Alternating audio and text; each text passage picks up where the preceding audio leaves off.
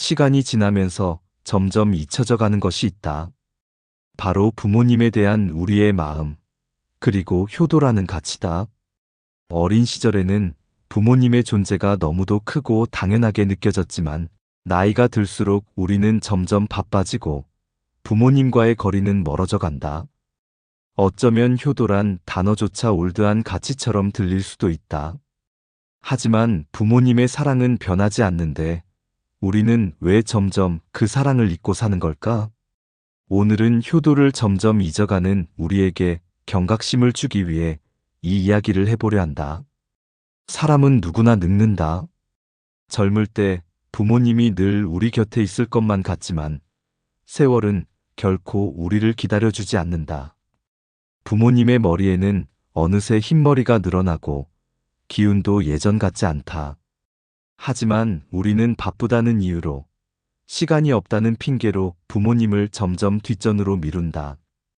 다음에 연락해야지, 언젠가 찾아뵈야지라는 생각만 하다가 결국 아무것도 하지 못한 채 시간이 흘러간다. 맹자는 말했다. 부모를 공경하는 마음이 있으면 그 마음이 온 세상으로 퍼진다. 효도는 단순히 부모님께 잘해드리는 것이 아니라 결국 나 자신을 위한 일이기도 하다.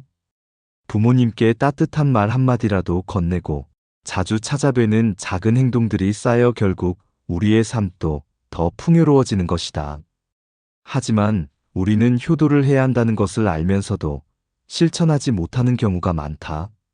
문제는 그 기회가 영원하지 않다는 것이다. 부모님은 예전처럼 우리를 기다려주지 않는다. 우리는 부모님의 사랑을 당연하게 여겼지만 그 사랑이 영원하지 않다는 사실을 깨닫는 순간이 반드시 찾아온다. 많은 사람들이 부모님을 떠나보낸 후에야 후회한다. 그때 더 자주 찾아뵐 걸, 따뜻한 말 한마디라도 더 해드릴 거리라는 후회는 너무 늦게 찾아온다. 시간이 지나면 효도할 기회조차 사라진다. 공자는 이렇게 말했다. 부모님이 살아계실 때 효도하지 않으면 돌아가신 후에 후회해도 소용이 없다. 우리는 가끔 부모님의 잔소리가 귀찮고 때로는 의견이 맞지 않아 다투기도 한다. 하지만 시간이 지나면 그 잔소리가 그리워지고 따뜻한 한마디를 들을 수 없다는 사실이 가장 가슴 아프게 다가온다. 효도는 결코 거창한 것이 아니다. 비싼 선물을 드리는 것보다 더 중요한 것은 관심과 시간이다. 부모님은 우리가 성공하는 모습을 보길 원하시지만 그보다 더 바라는 것은 우리가 곁에 있어주는 것이다. 아무리 바빠도 짧은 전화 한 통, 따뜻한 안부 문자 하나가 부모님께는 세상에서 가장 큰 선물이 될 수 있다. 어떤 사람들은 말한다.